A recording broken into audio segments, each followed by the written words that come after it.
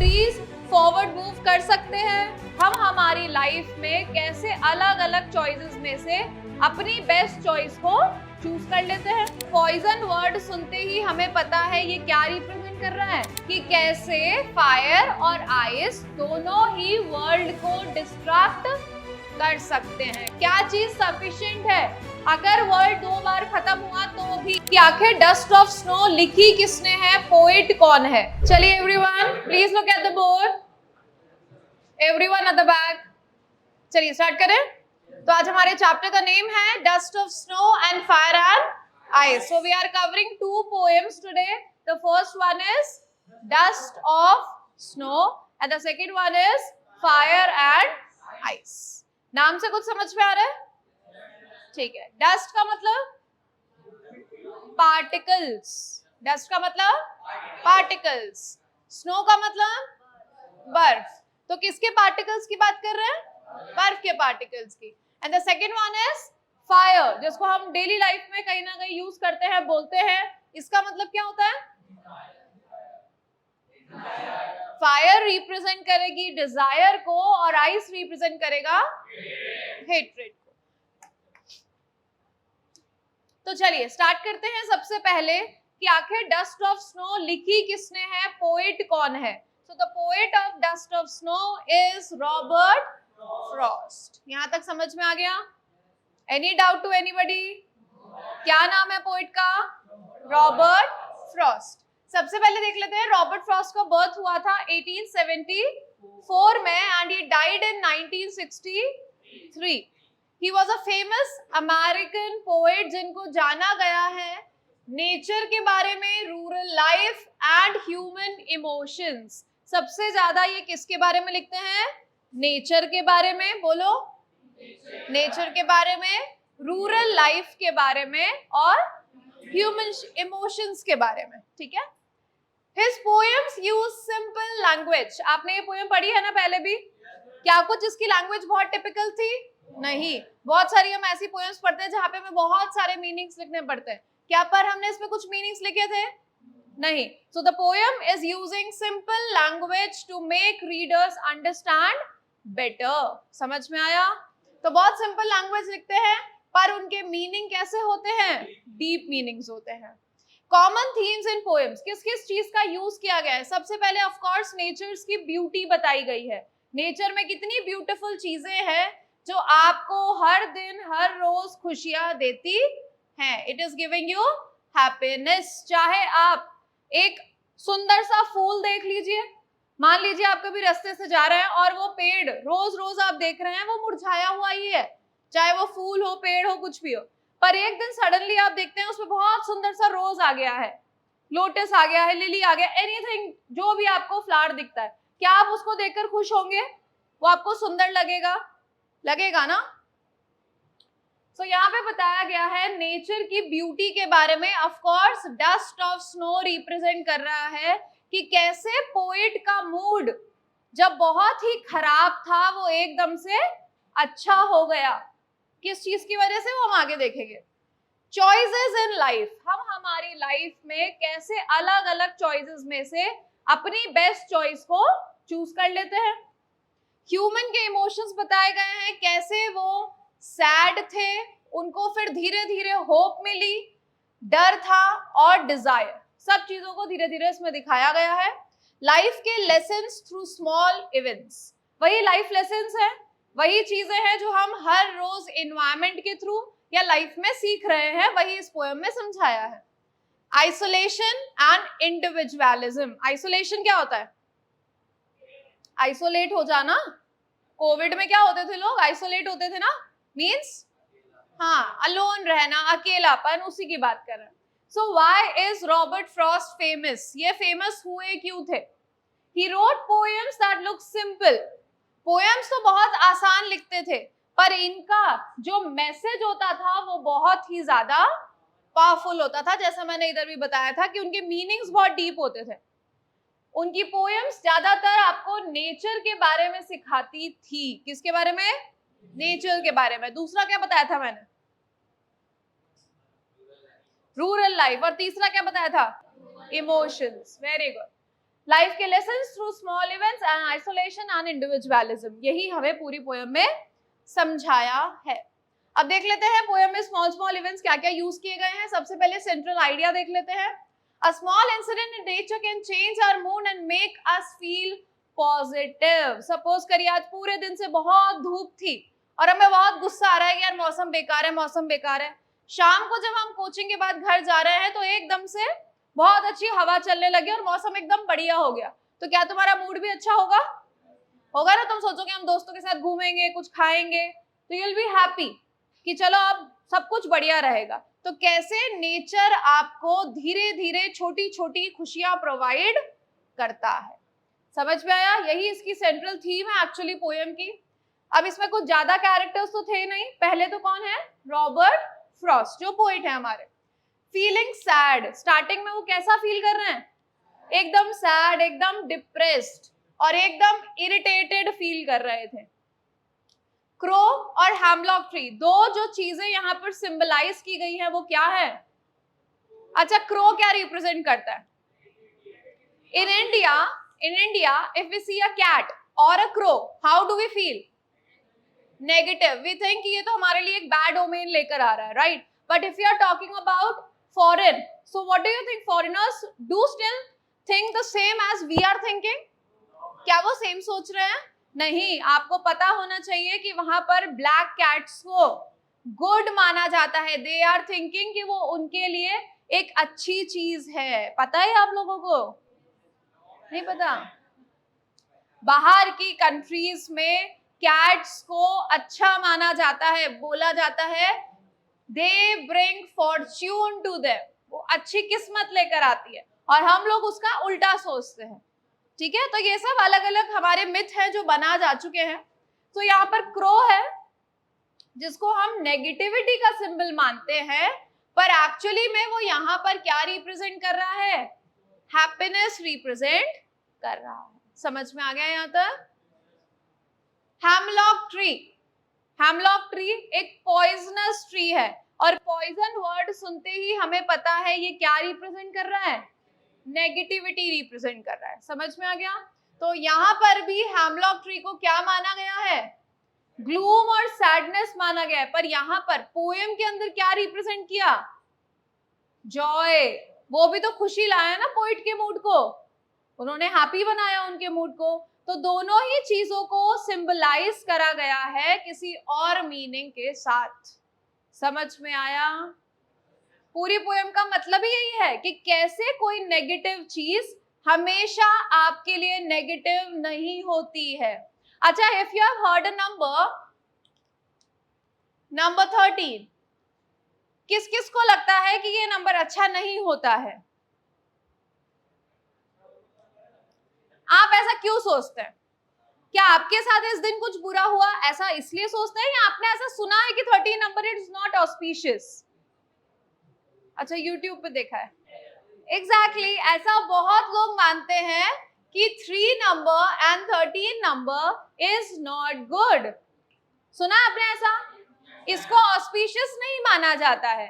But अगर मैं बात करूं मेरे घर में, तो हमारे यहाँ हमारे रिलीजन में हम लोग 13 नंबर को बेस्ट नंबर मानते हैं। या सिखिज्म में हम लोग उसको 13 नंबर को बेस्ट नंबर मानते हैं, है ना? हमें ऐसा बोला गया है कि ये रिलीजियसली बहुत अच्छा नंबर है।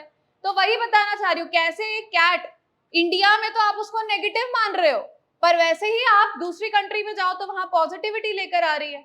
वैसे ही हर एक चीज जरूरी नहीं है अगर आपके लिए नेगेटिव फील हो रही है तो वो पूरी दुनिया के लिए वही फील होगी। तो वही चीज यहाँ पर है, dust of snow tiny particles that fall on the poet. Dust का मतलब है छोटे छोटे पार्टिकल्स जो पोइट के ऊपर गिरे हैं। आगे बढ़े, थीम बताई गई है नेचर्स हीलिंग पावर। हीलिंग मतलब क्या होता है? हील क्या होता है? आप चलते चलते गिर गए, आप बाइक से गिर गए, तो आपको क्या हुआ? वुंड हुआ, घाव हुआ। घाव को इंग्लिश में बोलते हैं वुंड, राइट? तो वो धीरे धीरे क्या होता है? हील होता है। Healing power of nature. अब क्या सारे घाव क्या सारे वुंड सिर्फ आउटर उसके लिए होते हैं या हमें इनर घाव भी होते हैं, वो तो दिल टूट गया है ना, तो वो क्या है, इनर, आपको अंदर से क्या हुआ है, दर्द हुआ है, राइट, वो एक फीलिंग को एक्सप्रेस कर रहा है, ऐसा ही होता है। ये कितना खुश हो रहा है, देखा मैंने बोला ना, नेगेटिव चीज किसी को खुशी भी देती है, समझ रहे हो ना तुम। हाँ, सो नेचर्स हीलिंग पावर, कैसे नेचर आपको कभी कभी मूड में हील भी कर देती है। सपोज करो, वही वाला एग्जांपल लेती हूँ, तुम लोग आज, तुम्हारा 5-6 दोस्तों का ग्रुप है ना, और एक दिन ऐसा बुरा दिन था कि सारे दोस्तों से तुम्हारी उस दिन लड़ाई हो गई, तो तुम लोग तो पहले ही पूरे मूड में हो, है ना, उनको एकदम भला बुरा बोल रहे हो, अब तो इससे कभी बात नहीं करूंगा, ये तो ऐसा ही है, एंड यू वेंट होम, पहले ही मूड बहुत खराब था, पर किसी वजह से नेचर, मतलब मान लो एकदम से बारिश हो गई, हो सकता है वो बारिश तुम्हारे लिए तुम्हें अच्छी ना लगे, मैं वो भी नहीं बोल रही हूँ, तो वही वाली बात है, किसी के लिए वो चीज बहुत बुरी है, और कई बच्चे मानो उसको देख के बहुत खुश हो गए कि अरे वाह बारिश हो गई, आज का तो दिन बन गया, ठीक है। तो कैसे नेचर आपको हील करता है, हील समझ गए बच्चे से। Small things can bring big changes, छोटी छोटे चेंजेस आपको बड़ी बड़ी खुशियां दे सकते हैं। Shift from sadness to positivity, आपका मूड जब बैड है तो वो उसको कैसे बेटर बना सकते हैं। Understood everything. मूड को देख लो, सैड है, ग्लूमी है, लॉस्ट है, अपसेट है। उसके बाद मैसेज क्या बताया गया है, मूड चेंज भी देख लीजिए। पहले पोइट का मूड कैसा था, ग्लूमी मतलब sad, lost, he was upset, पर जैसे ही उनके ऊपर डस्ट ऑफ स्नो गिरी तो उनका मूड कैसा हो गया, रिफ्रेश्ड हो गया, होपफुल हो गया, और साथ में चेयरफुल हो गया। Got it everybody. सेटिंग भी यही दिखाई गई है, एक विंटर डे है, अब ऑब्वियस ही बात है, अगर स्नो है मतलब विंटर ही चल रहा होगा, एक स्नोई डे है, और वो कहां से गुजरे हैं, एक हैमलॉक ट्री के नीचे से गुजर रहे हैं। लास्ट में हम इसका मैसेज या मॉरल देख लेते हैं, क्या बताया है, कैसे छोटी छोटी चीजें, natural movements can improve our day. We should stay open to happiness from unexpected places, जन्म में सीधा बैठो। Nature can comfort us emotionally, वो हमें इमोशनली भी खुश कर देता है। Negative moment can turn into a positive one. Any doubt till here? Sure?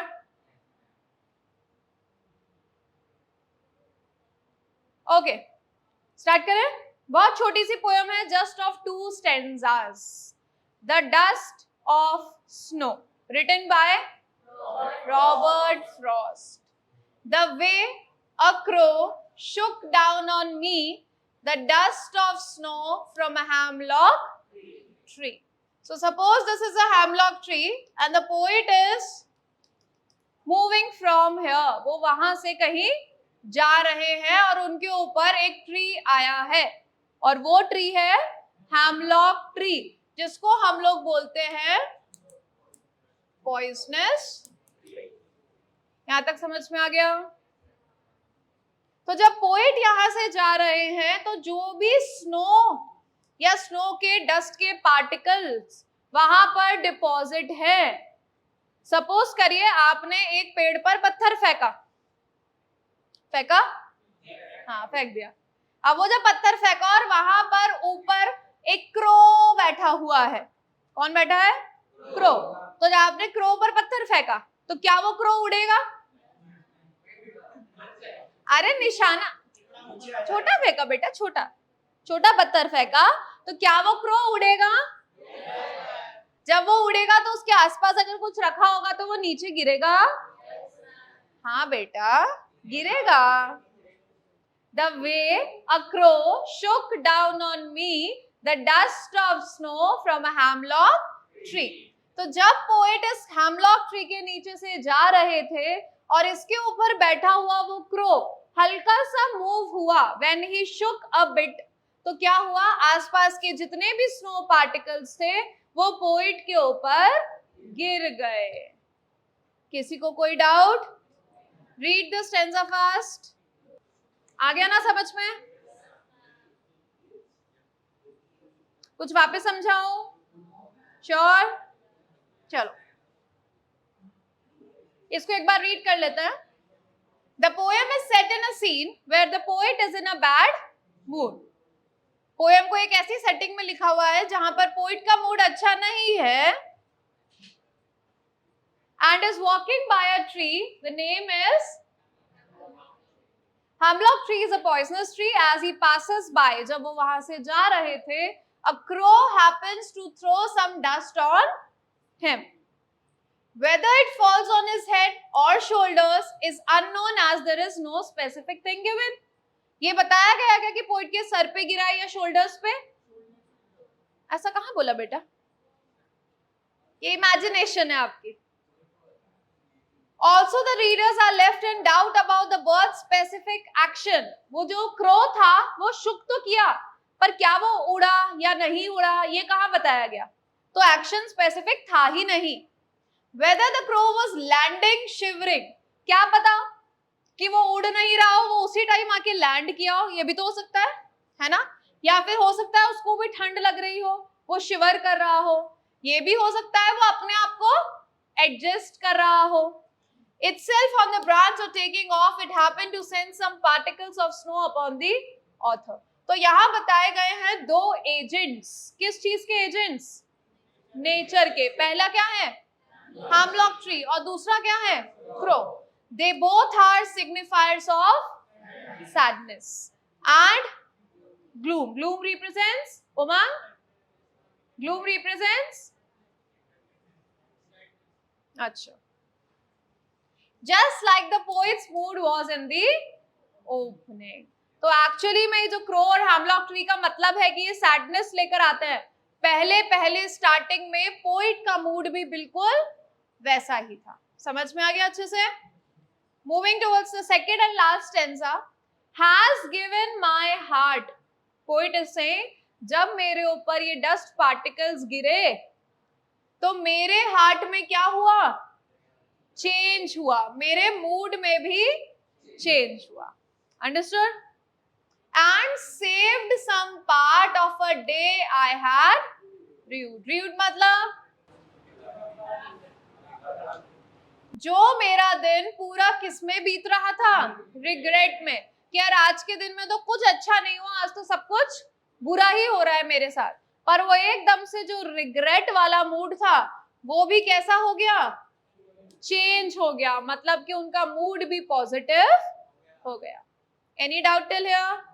Sure? For reasons unknown. Reasons तो बताए नहीं गए हैं. The author was having a terrible day. कितना हंस क्यों रहे हो बेटा? हाँ, एक दूसरे को देख के हंसी आ रही है. जन्मजय से बोल रही हूँ, शशांक से बोल रही हूँ.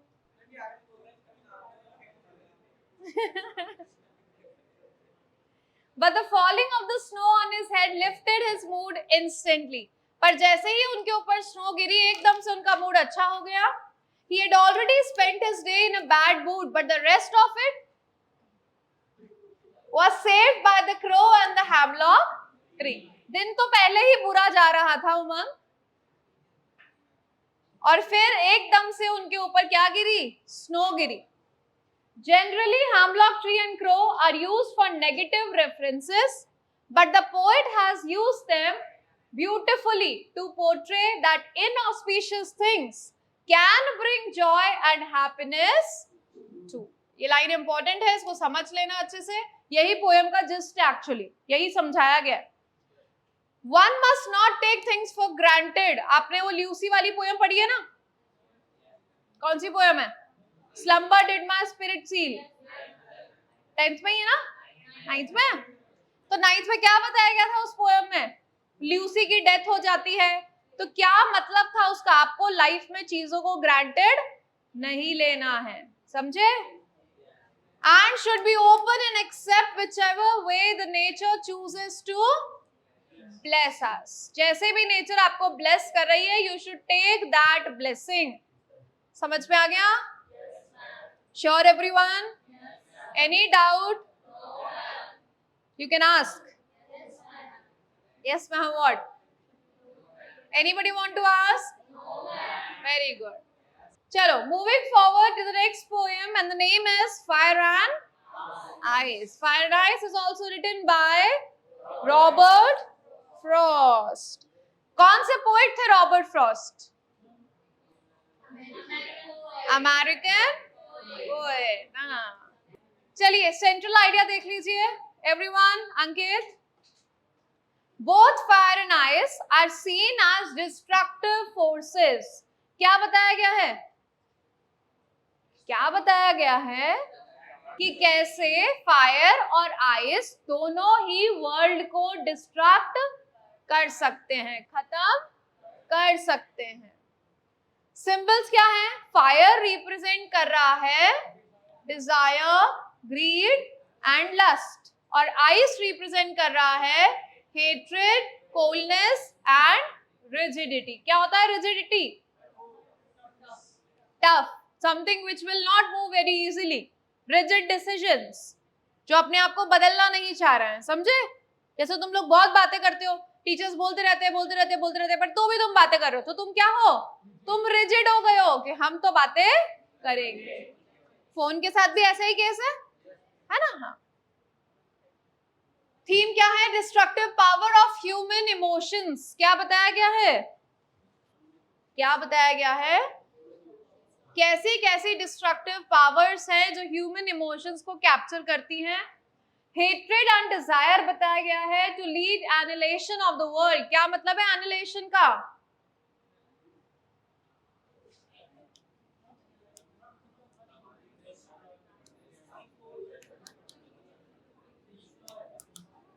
Destruction of the world, end of the world due to moral decay. और ऐसे ही दुनिया खत्म हो जाएगी क्योंकि हर इंसान के अंदर लालच और हेट्रेड बढ़ता जा रहा है. तो दोनों चीजों की वजह से एक दिन दुनिया खत्म हो जाएगी. ठीक है? मानो तुम लड़ते रहोगे, आज 10 लोग 10 से लड़ रहे हैं, तो वो 10 डिस्ट्रक्ट हो गए, फिर वो 10 आपस में लड़ेंगे तो 5, और 5 के बाद 2-3 बचेंगे, 2-3 के बाद 1 बचेगा, और 1 के बाद दुनिया खत्म. इसलिए लड़ाई नहीं करनी. अच्छा बताइए, मेटाफर क्या होता है? Comparison without. आज कैसे याद हो गया तुम्हें?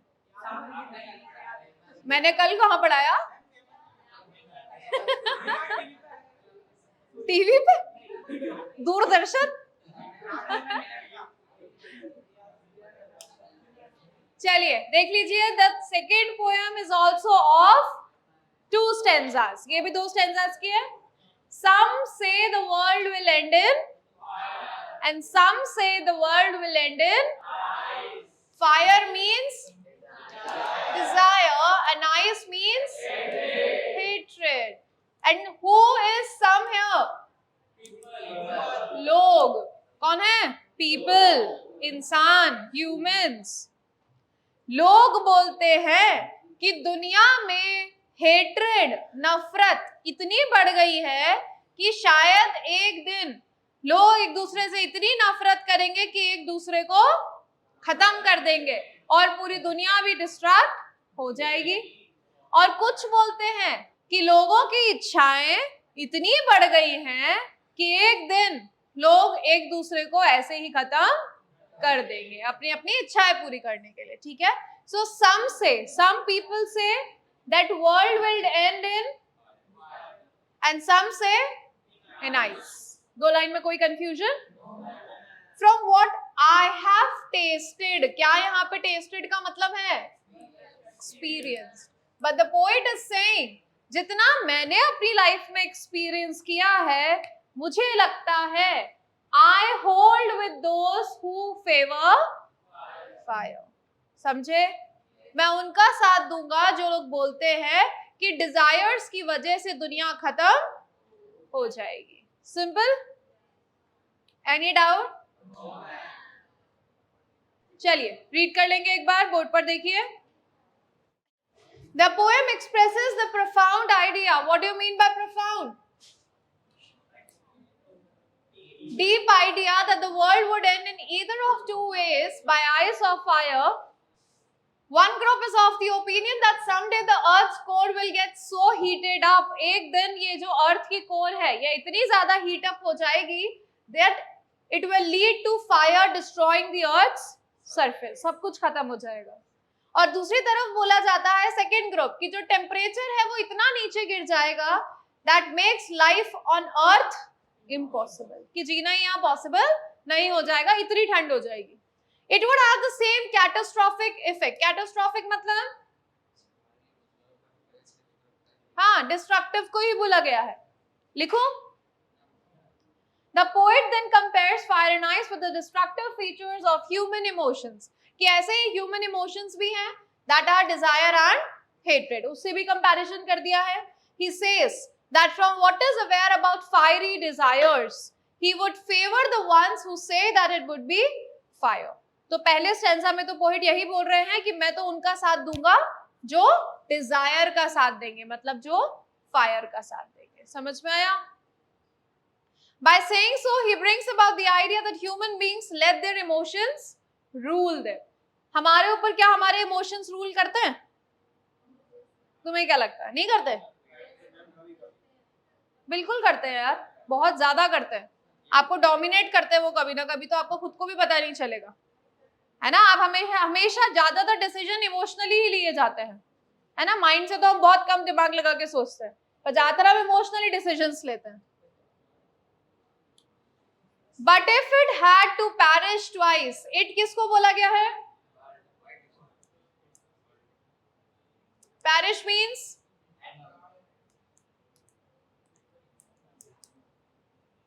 पर अगर वर्ल्ड को 2 बार खत्म होने का मौका मिले, क्या ऐसा पॉसिबल है? नहीं है, पर फिर भी बोला गया है. यस, कौन बोल रहा है? बोले ना. I think I know enough of hate. तो मैं हेट्रेड के बारे में भी बहुत कुछ जानता हूं. To say that for destruction ice is also great. तो अगर बोला जाए कि आइस की वजह से डिस्ट्रक्शन हो रहा है तो भी वो गलत नहीं होगा. Suffice means sufficient. तो बोला गया है वैसे तो मैं डिजायर का साथ दूंगा, वैसे तो I will favour fire, but if you will say कि क्या दूसरी तरीके से भी एंड हो सकता है, तो of course I will say yes. Ice से मतलब हेट्रेड से भी दुनिया का अंत हो सकता है. Clear to everybody? Then by not waiving off the first option, पूरी तरीके से हम फर्स्ट ऑप्शन को नहीं हटाएं अगर, he considers that the world has to expire twice. अगर वो by chance दूसरी बार भी मौका मिले, ice would be equally competent. Competent क्या होता है? Competitive, balance कर सकती है. He brings out a contrast between ice and hatred, the human capability of insensitivity. हम लोग insensitive होते हैं? तो नहीं होना चाहिए ना. यस मैम क्यों बोल रहे हो? हमें इनसेंसिटिव होना चाहिए. तुम्हारे सामने कोई किसी को मार रहा है तो तुम्हें सेंसिटिव नहीं होना चाहिए. तुम बोलो जो मर्जी करो. कैसे बेकार बच्चे हो यार. तुम सच में इनसेंसिटिव हो, तुम्हारे लिए बनाया गया है इसको. और hatred has the potential for inner destruction. That though slow and steady, it has the same effect that desire has on us. तो दोनों का ही इफेक्ट तो एक्चुअली वर्चुअली जाके एक ही जगह होना है. So if given an option, तो अगर फिर भी ऑप्शन दिया जाए दोनों के बीच में, ice would be just as good. वो भी उतनी ही बेटर तरीके से डिस्ट्रॉय कर सकती है वर्ल्ड को. Clear to everybody? Any doubt? कुछ वापस समझाना है? Okay. Let's start with poetic devices. Start करें? Yes or no? Yes or no? Yes or no? Okay, चले अब शुरू करते हैं. तो सबसे पहला है राइम स्कीम. क्या होता है राइम स्कीम? राइम क्या होता है? Rhyming words. What are rhyming words? Pattern of sound. अच्छा, pattern of rhymes is rhyming scheme. बताओ ना यार. लाइन के एंड को हम राइमिंग स्कीम बोलते हैं. Rhyme scheme is the pattern of sounds. क्या है ये? साउंड्स का एक पैटर्न डिस्क्राइब करता है that rhyme at the end of lines in a poem. अब सबसे पहले हमारे पास we are having how many lines? 4. How many lines we are having? 4. Last words we have to go through. So I have underlined the last 4 words. Understood? First और बीच वाले word से हमें कोई मतलब नहीं होता. We have to just see the last words. समझ में आया? अब देखिए, the first one will always be A. वो हमेशा A ही होगा. Now everybody will speak. No. Say no. No. And say do. No. क्या साउंड सेम है? Yes, ma'am. तो क्या बोलेंगे? A. समझे? बोलो here. Here. बोलो no. No. Do. No. Here. Here. क्या साउंड सेम है? No. तो क्या बोलेंगे? B. Understood? Yes, ma'am. Snow. No. किससे साउंड सेम है? No. क्या बोलेंगे? A. Understood? Yes, ma'am. Sure? Yes, ma'am. Any doubt? No, ma'am. Let's find out the rhyme scheme in the above poem. Very good. Let me find out then. You are so intelligent and I know it. The first one is A. Are you sure? Yes, ma'am. 100%? Yes, ma'am. Next one. Next. Next. Next. सही है? Yes, ma'am. मैं तुम पे भरोसा करके लिख रही हूँ? Yes, ma'am. Sure हो ना? Yes, ma'am. चलिए, next poem. Tell me the rhyme scheme.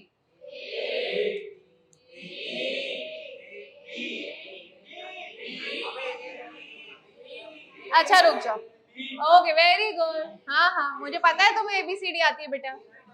बोलो fire. Fire. Ice. Ice. Same है? No ma'am. तो फिर इतना दिमाग क्यों चला रहे हो? Desire. Fire. Desire. Again fire.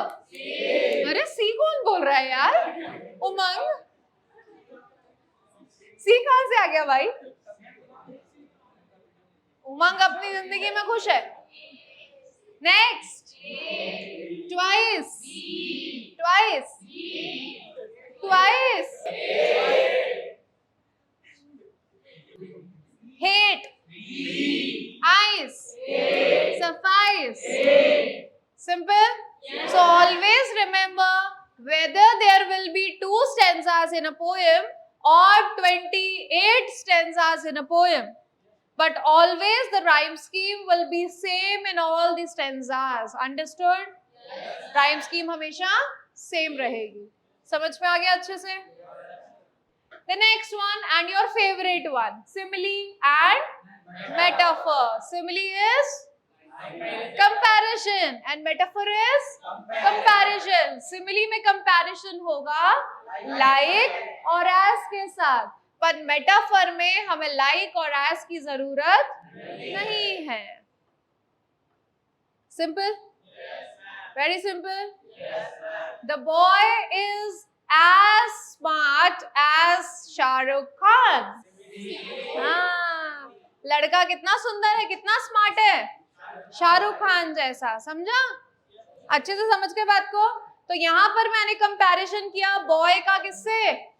Shahrukh Khan से. हमने एक पोएम पढ़ी थी अमांडा, रिमेम्बर ना? So the girl has beautiful hair like Rapunzel. इसका मतलब मैंने गर्ल का कंपैरिजन किया है रैपुंज़ेल से. समझ गए? तो उसको हम क्या बोलेंगे? समझ गए? The girl's mind is just resembling Einstein's.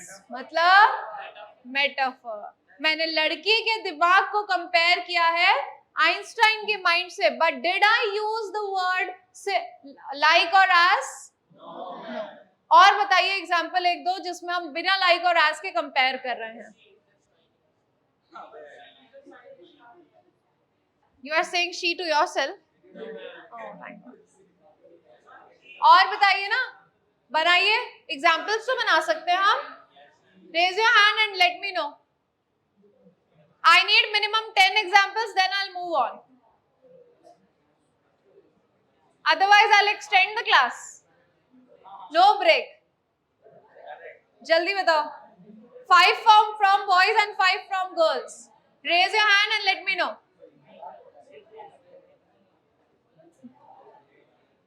मुझे बिल्कुल दिखाई नहीं दे रहा. वो छोटे बच्चे नहीं होते वेल से कि हम तुम्हें पकड़ेंगे जाओ, और वो दीवार पे जाके ऐसे करते कि उनको कोई देख ही नहीं रहा है. वही हालत है बेटा अपनी. चलिए, ओके, आई टेक नेम्स, तभी बताओगे तुम लोग. अच्छा, थोड़ा इजी कर देती हूँ. आप सिमिली मेटाफर दोनों में से किसी का बता सकते हो. Okay, so first I start with Puja.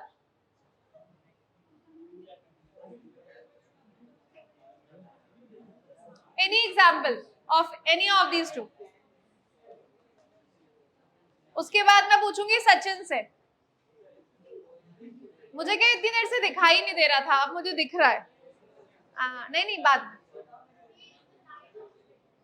He is the lion of building. Very good, बहुत अच्छा. और ये किसका एग्जाम्पल है?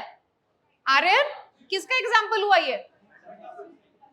Metaphor. Okay, Manpreet, any example of simile or metaphor? हाँ. Very good. He is Albert Einstein of our class. बहुत अच्छा. Next, Janmajay. Life is a playground. Very good. Okay, give it to Manpreet as well. Manpreet, once more. He is Albert Einstein of our class. Okay, anybody else? Girls? Anybody? Priya? Aryanshi? He is clever as a fox. He is clever as fox. Okay, you can pass on the mic.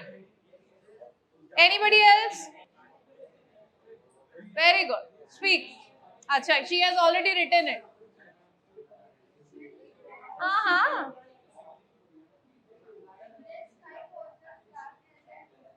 Sky was as dark as ink.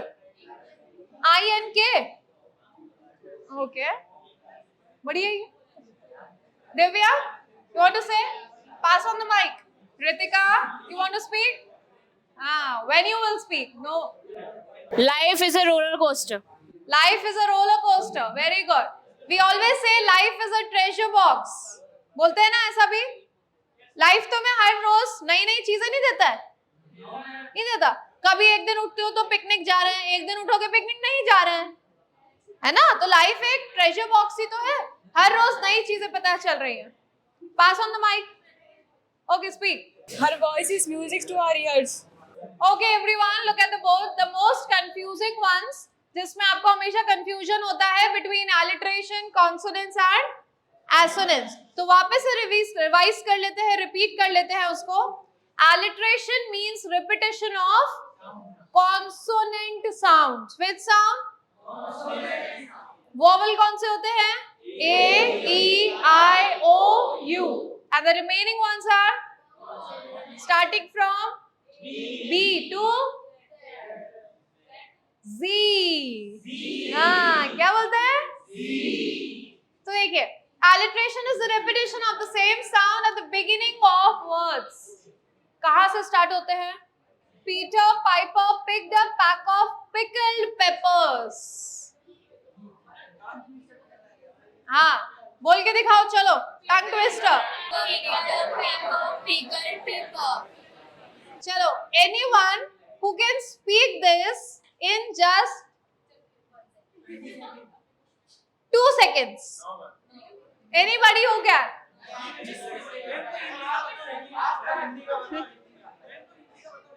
Hindi का, इसमें Hindi English क्या करेगा? जैसे English class है, आप लोग speak in English only, no?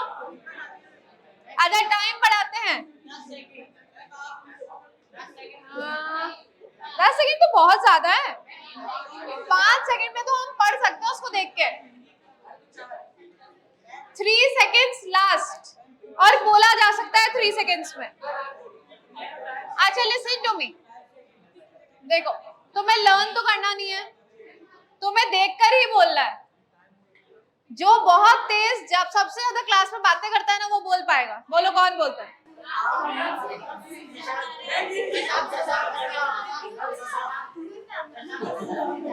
Okay अनंत, चल try कर.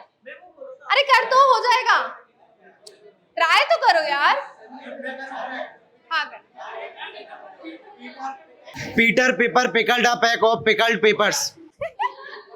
बहुत गलत बोला है पर 3 सेकंड्स में बोल दिया है. गलत नहीं, सही बोल रहा है. और कौन बोल सकता है? Give the mic.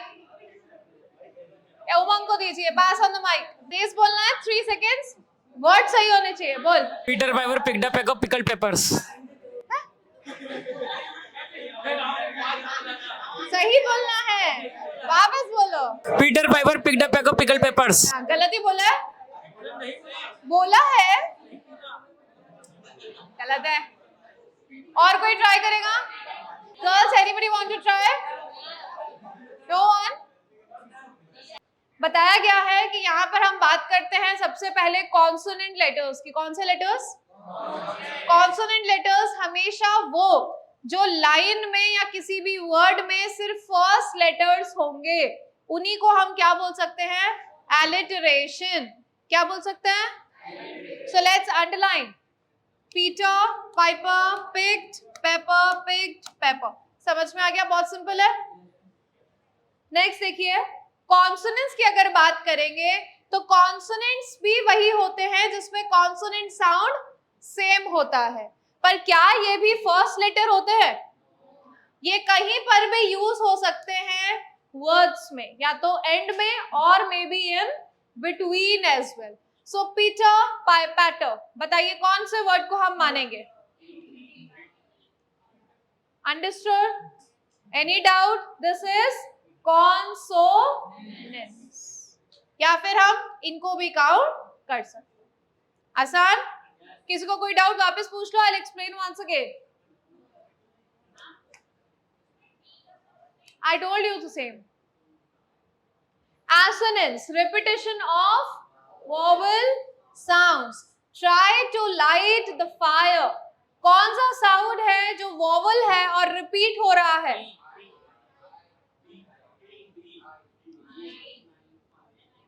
ई वाला साउंड रिफ्लेक्ट हो रहा है. भले वो आए है पर साउंड कौन सा है? ई का साउंड आ रहा है. इसी को हम बोलते हैं एसोनेंस. मैं रिपीट कर रही हूं, एलिटरेशन में सिर्फ और सिर्फ फर्स्ट लेटर काउंट होता है, पर कॉन्सोनेंस और एसोनेंस में कहीं पर भी लेटर काउंट हो सकता है. Understood? 100%. Personification, giving human qualities to animal, objects और थिंग्स. अंडरस्टूड? कोई भी ह्यूमन क्वालिटी जब किसी और को दे दी जाए. Example, trees are rushing forward. क्या ट्रीज फॉरवर्ड मूव कर सकते हैं? नहीं कर सकते. Wind whispered through the trees. क्या विंड हवा विस्परिंग कर सकती है? नहीं. समझ में आ गया क्या बोलना चाह रहे हैं? ह्यूमन क्वालिटीज किसी भी नॉन एनिमेट ऑब्जेक्ट्स को दे देना, उसको ही हम बोलते हैं personification. 100% sure? Next, imagery. Imagery means poet has used some lines to make the people, to make the readers understand it more clearly, to understand better. Vivid language that appeals to the senses. बचपन में बच्चों को जब nursery, KG, prep class होती है तो आपने देखा होगा उनके पूरे रूम में बहुत सारी पेंटिंग्स लगी रहती हैं. हॉर्सेस होते हैं, काउज होती हैं, डोंकीज होते हैं, कैट्स होती हैं, एप्पल होते हैं, बहुत सारे ऐसे फ्रूट्स होते हैं. क्यों होते हैं? क्योंकि इट इज वेल ऑब्वियस कि हम चीजों को देखकर ज्यादा समझते हैं rather than just listening to them. बचपन में हमेशा टीचर्स आपको चीजों को दिखा दिखा के पढ़ाते थे. ठीक है, आप एप्पल पढ़ रहे हो, APPLE, आप स्पेलिंग सीख रहे हो तो they show you the apple. ठीक है, may be in the book और in the real, that is a different thing. ठीक है, तो आप चीजों को जब ज्यादा समझते हो जब आपको विजुअलाइज कर पाते हो. So he could hear the leaves rustling in the wind. समझ में आया? Enjambment, the most simple one. क्या होता है enjambment? Lines which are not having punctuation mark at the end और वो continue हो रही है in the next line. उसी को क्या बोला जाता है? Enjambment. तो this line is enjambment. यही लिखा हुआ है. It is when a sentence or phrase runs on to the next line without stopping. बिना रुके वो मूव कर रही है, उसी को बोला जाता है enjambment. Any doubt? Anaphora. Anaphora क्या होता है? And. ये तो मान लीजिए अभी ये नेक्स्ट लाइन में शिफ्ट हो गए, पर एक्चुअली में they are only 3 lines, 1, 2 and when continuously or consecutively if the first word of all the 2 or more than 2 lines is same, it will represent anaphora. Understood? Any doubt? यही लिखा हुआ है. Repetition of a word or phrase at the beginning of successive lines or sentences. Allusion. Allusion means indirect reference to a person, event or text. He is a real Romeo with the ladies. वो बिल्कुल कैसा behave करता है? एकदम Romeo जैसा. किसके साथ? Ladies के साथ. तो आप उसको रिप्रेजेंट कर रहे हो किसकी तरह? रोमियो की तरह. इसको भी हम बोलते हैं एल्यूशन. क्या बोलते हैं? क्या वो सच में रोमियो है? नहीं. क्वालिटीज डिपिक्ट कर रहे हो ना, क्वालिटीज बता रहे. सिंबोलिज्म, सिंबलाइज करना. एग्जाम्पल, फायर का मतलब क्या था? और आइस का मतलब? और रोज किसको डिपिक्ट करता है? लव को. पिजन किसको डिपिक्ट करता है? पीस को. समझ में आ रहा है क्या बोलना चाह रही हूँ? फायर किसको डिपिक्ट करती है? और क्रो किसको डिपिक्ट करता है? Sadness, death, negativity. समझ गए?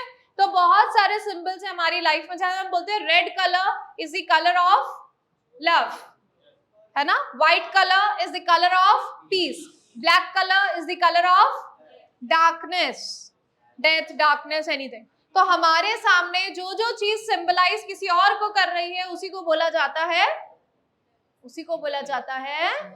symbolism. Repetition. If in a poem a word or a sentence is repeated twice or more than twice, it is alone, alone, all alone. Alone on a wide, wide sea. All these 4 alone are representing repetition.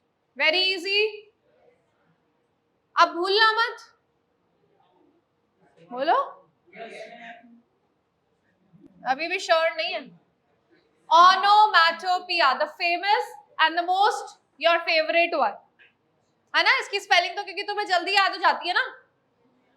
The bees buzzed around the hive. किसी भी चीज का sound. हमने poem पढ़ी थी 9th class में, rain on the roof. Sound को क्या बोला गया था? पैटर, पिटर, टिंकल. सब चीजें किसको रिप्रेजेंट कर रही थी? साउंड को. यहाँ पर बीज के साउंड को क्या बोला गया है? बज. क्या बोला है? बज.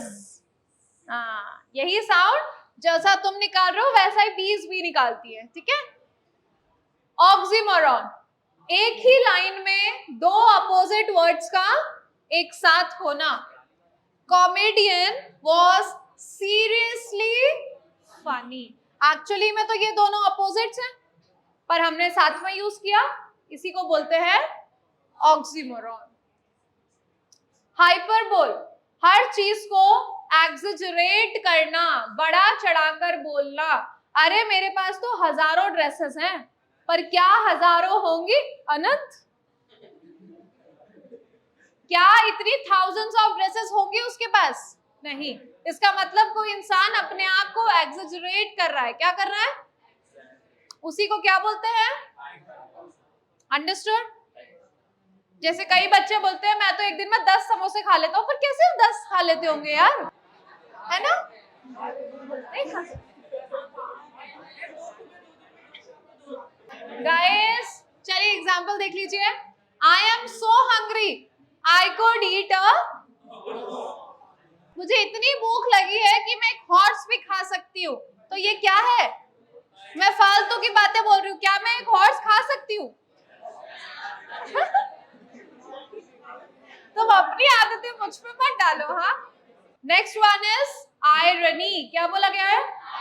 Irony means letter to God. क्या बोला था लेंचो ने उन ऑफिसर्स को? मतलब जिसने उसकी मदद करी उसे ही वो उल्टा बोल रहा है। So it is ironic. ये बहुत ही आयरॉनिक सिचुएशन है कि एक फायर स्टेशन ही, जैसे मैंने बताया था, एक पेंटर है जिसको कलर्स से एलर्जी है, समझे? तो इसी को बोला जाता है आयरनी। चलिए मेरी बात सुनिए। Now I want the ones who know the answer just raise your hand. ठीक है? Who is the poet of the poem dust of snow? Okay, the last one. Robert Frost. The poet says, of a day I had rued. What is the meaning of rude? Last one. क्या मतलब है rude का?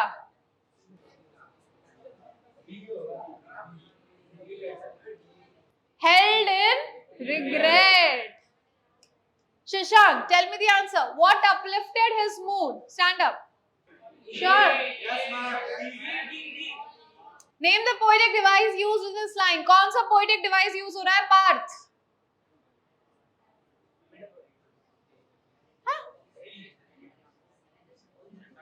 हाँ Ajay. Alliteration.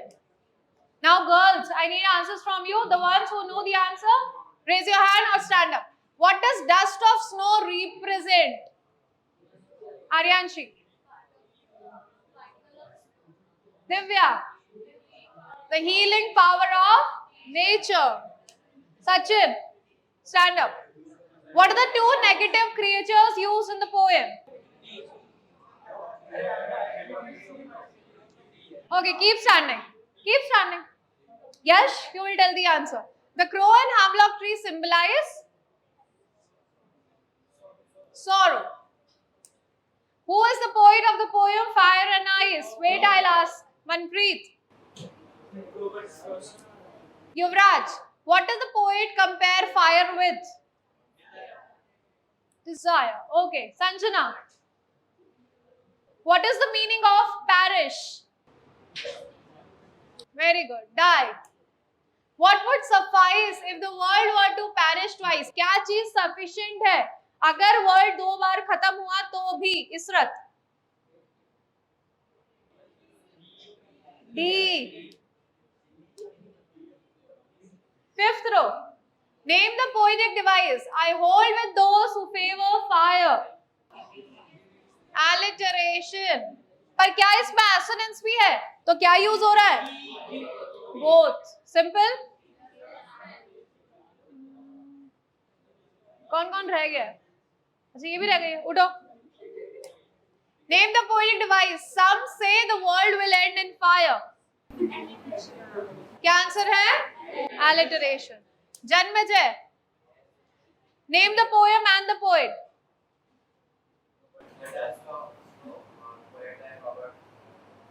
Okay. Lohitaksh. What did the crow do to the hemlock tree? Fall on him. Fell on him. What mood of the poet is conveyed here? Shashank. कैसा mood था poet का इस वाले स्टेंजा में? Sad था. What did the crow and the hemlock tree symbolize? Negativity. But in the poem it represents positivity. Understood everybody? Okay, that's it for today. Thank you everybody.